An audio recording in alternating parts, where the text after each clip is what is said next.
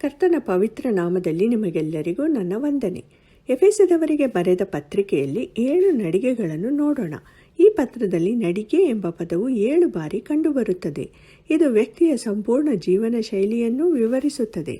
ಮೊದಲನೇದಾಗಿ ಎಫೆಸದವರಿಗೆ 2:2 ನೀವು ಪೂರ್ವದಲ್ಲಿ ಅಪರಾಧಗಳನ್ನು ಪಾಪಗಳನ್ನು ಮಾಡುವವರಾಗಿದ್ದು ಇಹಲೋಕ ಆಚಾರಕ್ಕೆ ಅನುಸಾರವಾಗಿ ನಡೆದುಕೊಂಡಿರಿ. ವಾಯುಮಂಡಲದಲ್ಲಿ ಅಧಿಕಾರಿ ನಡೆಸುವ ಅಧಿಪತಿಗೆ, ಅಂದರೆ ನಂಬಲೊಲ್ಲದವರನ್ನು ಅವಿಧೇಯತೆಗೆ ಈಗ ಪ್ರೇರೇಪಿಸುವ ಆತ್ಮನಿಗೆ ಅನುಸಾರವಾಗಿ ನಡೆದುಕೊಂಡಿರಿ. ಇದು ನಮ್ಮ ಹಿಂದಿನ ಜೀವನವಾಗಿತ್ತು.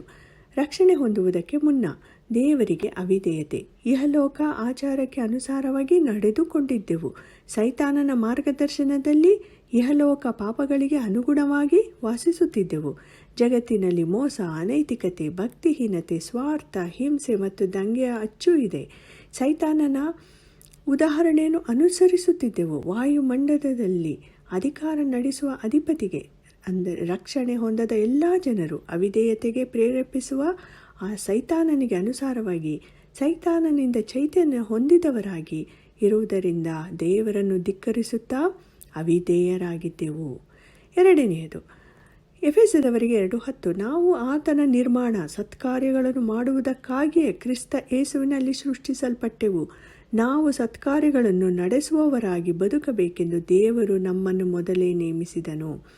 ರಕ್ಷಣೆಯ ಫಲಿತಾಂಶವೆಂದರೆ ನಾವು ಆತನ ನಿರ್ಮಾಣ, ದೇವರ ಕರಕುಶಲತೆ, ನಮ್ಮದಲ್ಲ. 2 ಕೊರಿಂಥದವರಿಗೆ 5:17 ಹೀಗಿರಲಾಗಿ ಯಾವನಾದರೂ ಕ್ರಿಸ್ತನಲ್ಲಿದ್ದರೆ ಅವನು ನೂತನ ಸೃಷ್ಟಿಯಾದನು. ಈಗೋ ಪೂರ್ವಸ್ಥಿತಿ ಹೋಗಿ ಎಲ್ಲ ನೂತನವಾಯಿತು.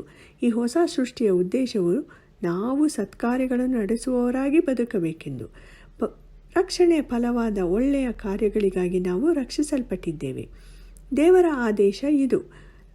ನಂಬಿಕೆಯು ರಕ್ಷಣೆಗೆ ಕಾರಣವಾಗುತ್ತದೆ. ರಕ್ಷಣೆಯು ಒಳ್ಳೆಯ ಕಾರ್ಯಗಳಿಗೆ ಕಾರಣವಾಗುತ್ತದೆ. ಒಳ್ಳೆಯ ಕಾರ್ಯಗಳಿಗೆ ದೇವರು ಪ್ರತಿಫಲ ನೀಡುತ್ತಾನೆ. ನಾನು ಯಾವ ರೀತಿಯ ಒಳ್ಳೆಯ ಕೆಲಸಗಳನ್ನು ಮಾಡಬೇಕೆಂದು ನಿರೀಕ್ಷಿಸಲಾಗಿದೆ? ಒಳ್ಳೆಯ ಕೃತಿಗಳು. ನಾವು ಸತ್ಕಾರ್ಯಗಳನ್ನು ನಡೆಸುವವರಾಗಿ ಬದುಕಬೇಕೆಂದು ದೇವರು ನಮ್ಮನ್ನು ಮೊದಲೇ ನೇಮಿಸಿದನು. ಪ್ರತಿಯೊಬ್ಬರ ಜೀವನಕ್ಕಾಗಿ ದೇವರು ಒಂದು ಯೋಜನೆ ಮತ್ತು ಉದ್ದೇಶವನ್ನು ಹೊಂದಿದ್ದಾನೆ. ನಮಗಾಗಿ ಆತನ ಚಿತ್ತವನ್ನು ಕಂಡುಕೊಳ್ಳುವುದು, ನಮಗಾಗಿ ಆತನ ಯೋಜನೆಯನ್ನು ಒಪ್ಪಿಕೊಳ್ಳುವುದು ಮತ್ತು ಅದನ್ನು ಪರಿಪಾಲಿಸುವುದು ನಮ್ಮ ಜವಾಬ್ದಾರಿ. ನಮ್ಮ ಜೀವನವು ಆತನಿಗೆ ಮಹಿಮೆಯನ್ನು ತರಬೇಕು ಮತ್ತು ಇತರರಿಗೆ ಹೆಚ್ಚಿನ ಆಶೀರ್ವಾದವನ್ನು ನೀಡಬೇಕು.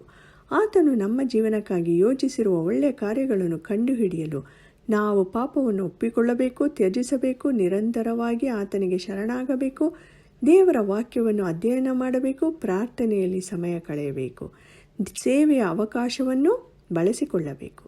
ಮೂರನೆಯದಾಗಿ ಎಫೆಸದವರಿಗೆ 4:1-2 ನೀವು ದೇವರಿಂದ ಕರೆಯಲ್ಪಟ್ಟವರಾದ ಕಾರಣ ಯೋಗ್ಯರಾಗಿ ನಡೆದುಕೊಳ್ಳಬೇಕೆಂದು ಕರ್ತನ ಸೇವೆಯಲ್ಲಿ ಸೆರೆಯವನಾದ ನಾನು ನಿಮ್ಮನ್ನು ಪ್ರಬೋಧಿಸುತ್ತೇನೆ. ನೀವು ಪೂರ್ಣ ವಿನಯ, ಸಾತ್ವಿಕತೆಗಳಿಂದಲೂ ದೀರ್ಘಶಾಂತಿಯಿಂದಲೂ ಕೂಡಿದವರಾಗಿ ಪ್ರೀತಿಯಿಂದ ಒಬ್ಬರನ್ನೊಬ್ಬರು ಸಹಿಸಿಕೊಳ್ಳಿರಿ. ಸಮಾಧಾನವೆಂಬ ಬಂಧನದಿಂದ ಕಟ್ಟಲ್ಪಟ್ಟವರಾಗಿದ್ದು ಪವಿತ್ರಾತ್ಮನಿಂದ ಉಂಟಾಗುವ ಐಕ್ಯವನ್ನು ಕಾಪಾಡಿಕೊಳ್ಳುವುದಕ್ಕೆ ಆಸಕ್ತರಾಗಿರಿ. ಹೇಗೆ ನಡೆಯುವುದು? ನೀವು ದೇವರಿಂದ ಕರೆಯಲ್ಪಟ್ಟವರಾದ ಕಾರಣ ಯೋಗ್ಯರಾಗಿ ನಡೆದುಕೊಳ್ಳಬೇಕು. ಕ್ರಿಸ್ತನಲ್ಲಿ ನಮ್ಮ ಸ್ಥಾನದ ಪ್ರಾಯೋಗಿಕ ಕಾರ್ಯಗಳು, ದೈವಿಕ ನಡವಳಿಕೆ, ಜೀವನದ ಪ್ರತಿಯೊಂದು ಕ್ಷೇತ್ರದಲ್ಲೂ ಕ್ರಿಸ್ತನಂತಹ ಮನೋಭಾವವನ್ನು ತೋರಿಸುವುದು ಮುಖ್ಯ. ನಮ್ರತೆಯಿಂದ ಹೇಗೆ ನಡೆಯಬೇಕು ಎಂಬುದನ್ನು ನಾವು ಕಲಿಯಬೇಕು. ಪೂರ್ಣ ವಿನಯ, ದೇವರೊಂದಿಗೆ ನಮ್ಮ ಒಡನಾಟದಿಂದ ಬರುವ ನಿಜವಾದ ನಮ್ರತೆ. ಸಾತ್ವಿಕತ್ವ, ದೇವರಿಗೆ ವಿಧೇಯರಾಗಿರುವುದು. ದೀರ್ಘಶಾಂತಿ, ದೀರ್ಘಕಾಲದ ಪ್ರಚೋದನೆಯ ಅಡಿಯಲ್ಲಿ ತಾಳ್ಮೆಯ ಮನೋಭಾವ ತೋರುವುದು. ಸಮಾಧಾನವೆಂಬ ಬಂಧನದಿಂದ ಕಟ್ಟಲ್ಪಟ್ಟವರಾಗಿದ್ದು ಕಿರಿಕಿರಿ, ತೊಂದರೆ ಅಥವಾ ಮುಜುಗರಕ್ಕೆ ಒಳಗಾಗದವರಿಗೆ ಸಕಾರಾತ್ಮಕ ಪ್ರೀತಿಯನ್ನು ತೋರಿಸುವುದು. ಪವಿತ್ರಾತ್ಮನಿಂದ ಉಂಟಾದ ಐಕ್ಯವನ್ನು ಕಾಪಾಡಿಕೊಳ್ಳುವುದು. ಪವಿತ್ರಾತ್ಮನು ಎಲ್ಲ ನಿಜವಾದ ವಿಶ್ವಾಸಿಗಳನ್ನು ಕ್ರಿಸ್ತನಲ್ಲಿ ಒಬ್ಬನನ್ನಾಗಿ ಮಾಡಿದ್ದಾನೆ. ಒಬ್ಬರಿಗೊಬ್ಬರು ಶಾಂತಿಯಿಂದ ಬದುಕಲು ನಾವು ದೇವರ ಮಹಿಮೆಗಾಗಿ ಶಾಂತಿಯಿಂದ ಒಟ್ಟಾಗಿ ಕೆಲಸ ಮಾಡಲು ಕರ್ತನು ತಾನೇ ನಮಗೆ ಆದರ್ಶನು.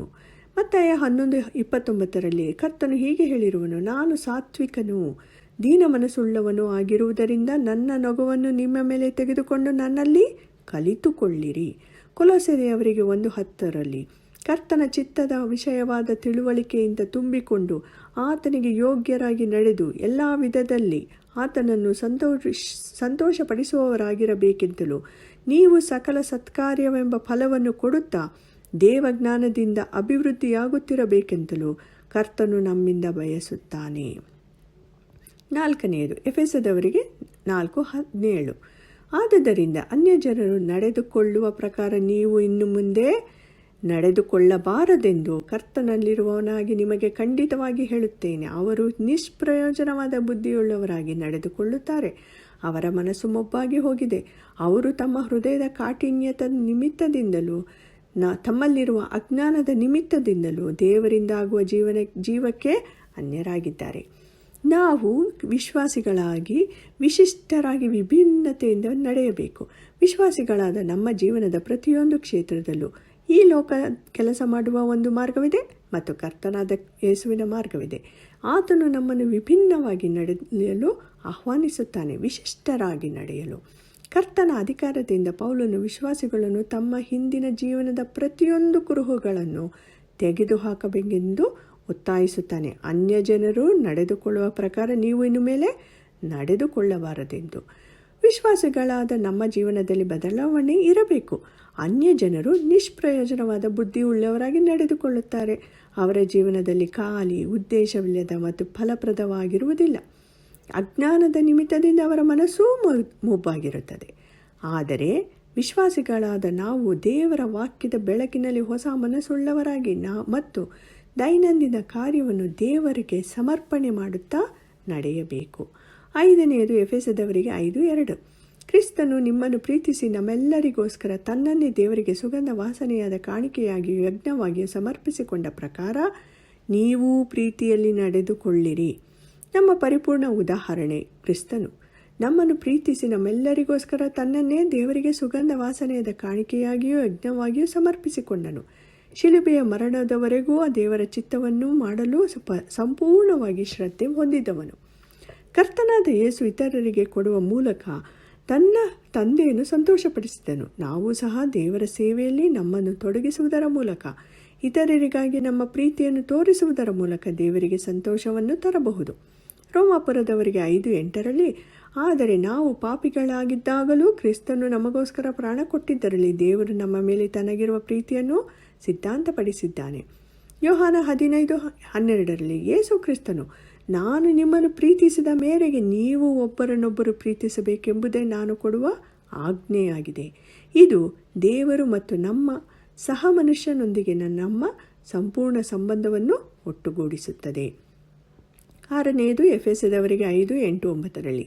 ನೀವು ಹಿಂದಿನ ಕಾಲದಲ್ಲಿ ಕತ್ತಲೆಯಾಗಿದ್ದೀರಿ, ಆದರೆ ಈಗ ನೀವು ಕ್ರಿಸ್ತನಲ್ಲಿದ್ದು ಬೆಳಕಾಗಿದ್ದೀರಿ. ಬೆಳಕಿನವರಂತೆ ನಡೆದುಕೊಳ್ಳಿರಿ. ಬೆಳಕಿನ ಫಲವು ಉಪಕಾರದಲ್ಲಿಯೂ ನೀತಿಯಲ್ಲೂ ಸತ್ಯದಲ್ಲಿಯೂ ಕಾಣಿಸಿಕೊಳ್ಳುತ್ತದೆ. ನೀವು ಹಿಂದಿನ ಕಾಲದಲ್ಲಿ ಕತ್ತಲೆಯಾಗಿದ್ದೀರಿ, ಈಗ ಕರ್ತನೊಂದಿಗಿನ ಒಕ್ಕೂಟದ ಮೂಲಕ ನಾವು ಬೆಳಕಾಗಿದ್ದೇವೆ. ಕರ್ತನು ಬೆಳಕು, ನಾವು ಆತನಲ್ಲಿದ್ದೇವೆ. ಆದ್ದರಿಂದ ಈಗ ನಾವು ಕರ್ತನಲ್ಲಿ ಬೆಳಕು. ನಮ್ಮ ಸ್ಥಾನವು ಇನ್ನು ಮುಂದೆ ಕರ್ತನ ನಿಲುವಿಗೆ ಅನುಗುಣವಾಗಿರಬೇಕು. ಬೆಳಕಿನ ಮಕ್ಕಳಂತೆ ನಡೆಯಬೇಕು.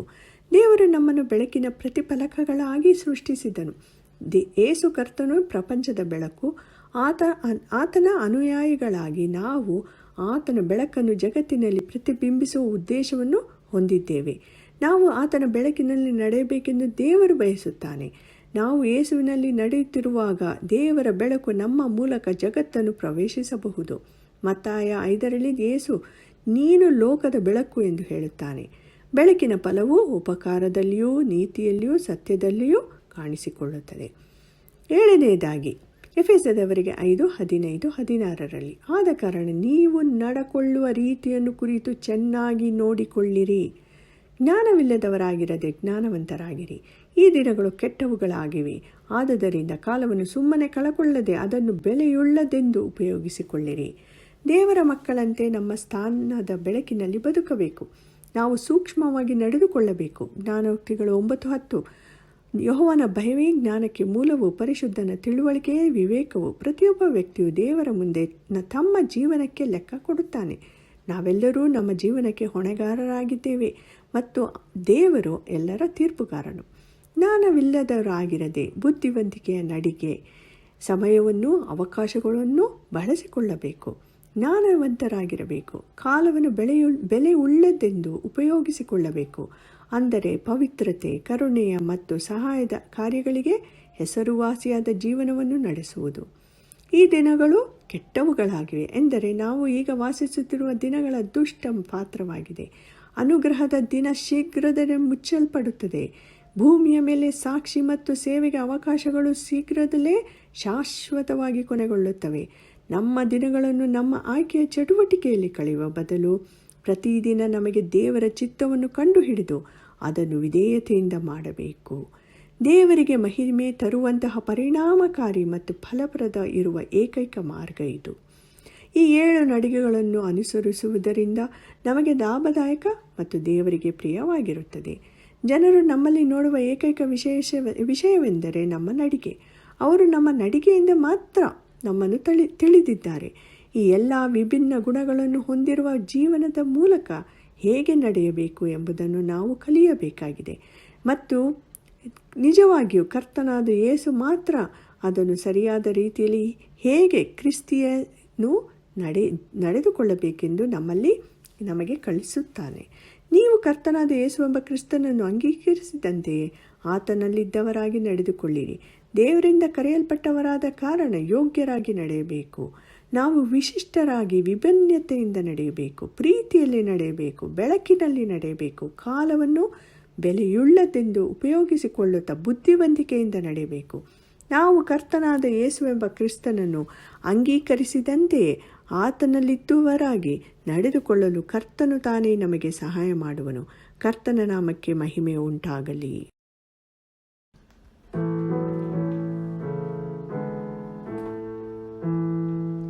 When we walk with the Lord in the light of His word, what a glory He sheds on our way. When we do His good will, He abides with us still, and with all who will trust and obey. Trust and obey, for there's no other way to be happy in Jesus, but to trust and obey. Not a burden we bear, not a sorrow we share, but our toil